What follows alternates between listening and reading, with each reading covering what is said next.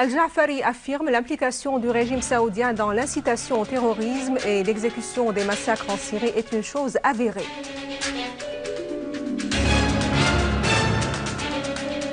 L'armée irakienne poursuit sa campagne pour déraciner le terrorisme et détruit 60% de la capacité des combattants du dit État islamique en Irak et au Levant. Les discussions russo-américaines à Moscou débouchent sur la conviction que la crise syrienne ne pourra être résolue que par les voies diplomatiques.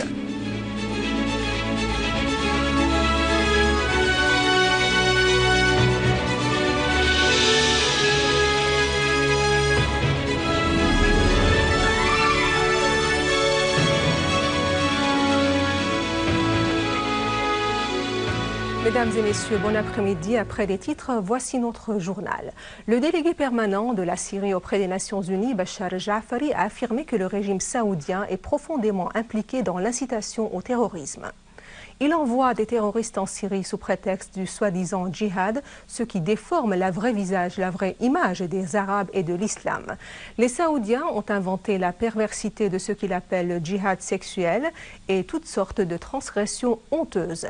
Al-Ja'fari a précisé que le soi-disant front islamique est lié au régime saoudien.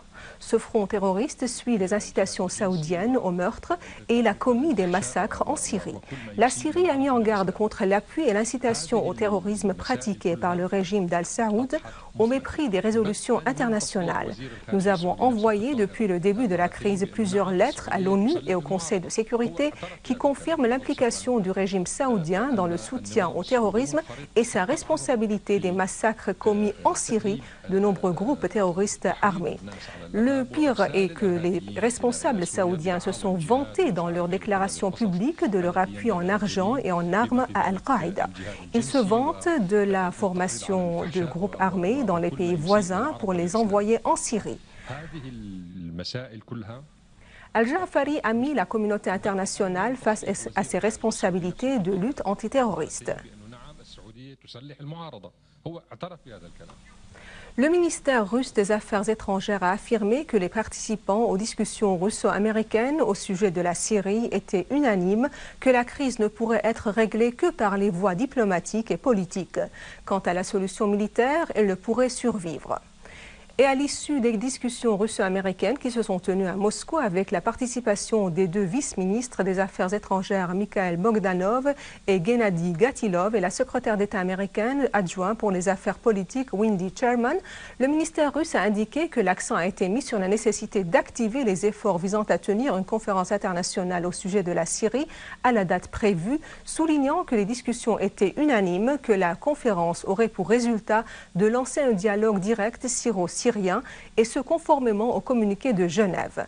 La partie russe a insisté sur l'importance de concerter les efforts du gouvernement syrien et de l'opposition nationale dans leur lutte contre les groupes terroristes qui menacent l'avenir de la Syrie et la stabilité dans la région.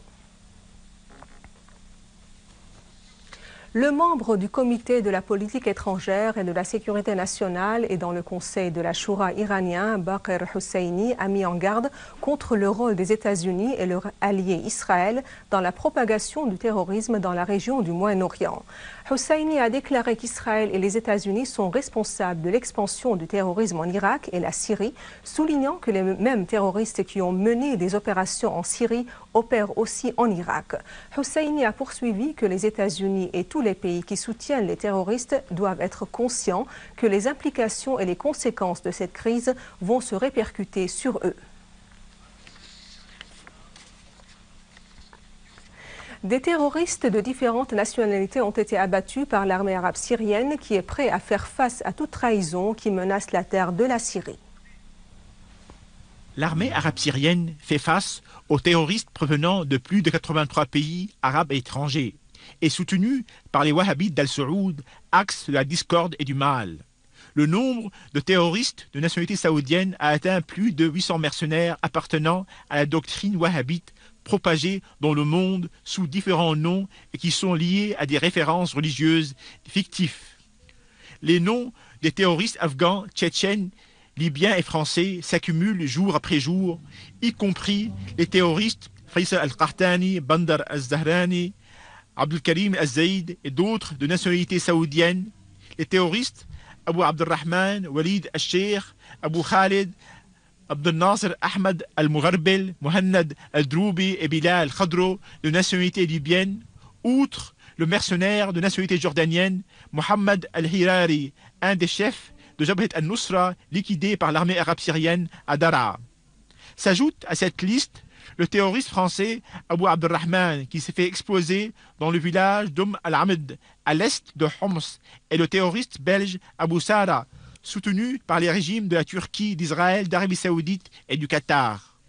Ces mercenaires, d'où qu'ils viennent, seront éliminés par l'armée arabe syrienne qui fait face en toute fermeté à la trahison et au terrorisme.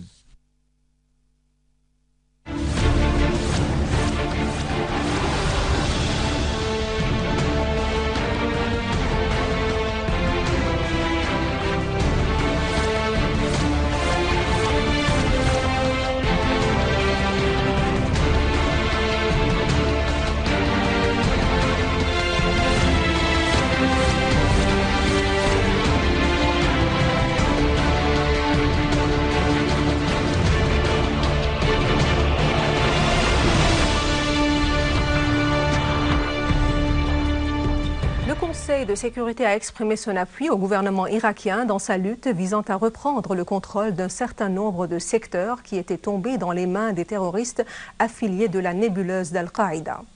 Dans un communiqué, le Conseil de sécurité a incité les tribus et les responsables locaux ainsi que les forces de sécurité dans la province d'Al-Anbar à poursuivre le déploiement et à renforcer leur collaboration contre la violence et la terreur, mettant l'accent sur l'importance d'établir un dialogue national et une unité nationale.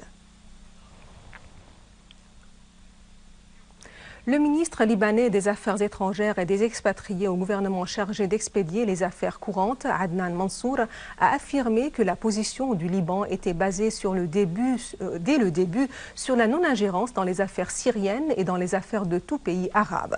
Mansour a indiqué que l'équipe du 14 mars était la partie qui s'était ingérée ouvertement en Syrie en appelant à faire tomber l'État syrien, soulignant que le Liban n'était pas à l'abri des projets de dissension et de combats qui sont tramés contre l'Irak et la Syrie, estimant que ce qui est tramé contre ces deux pays sera tramé ultérieurement contre le Liban.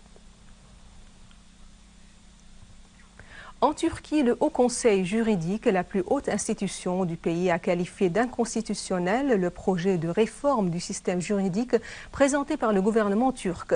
Le Haut Conseil juridique a estimé que ce projet vise à renforcer le contrôle du gouvernement sur le pouvoir judiciaire et agit contre son indépendance. Le Conseil a expliqué dans un communiqué que ce projet de réforme viole le principe même de l'état de droit. Il a dénoncé cette démarche du gouvernement alors qu'il est secoué par un profond scandale de corruption politico-financier depuis plus de 3 semaines. Ce journal est ainsi terminé. Je vous en rappelle les principaux titres. Al-Ja'fari affirme l'implication du régime saoudien dans l'incitation au terrorisme et l'exécution des massacres en Syrie est une chose avérée. L'armée irakienne poursuit sa campagne pour déraciner le terrorisme et détruit 60% de la capacité des combattants du dit État islamique en Irak et au Levant.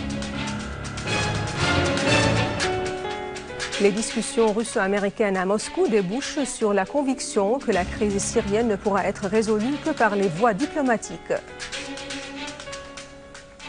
Et à la fin, je vous rappelle que vous pouvez consulter notre site internet syriaonline.sy pour revoir ce journal et davantage d'informations. Merci et au revoir.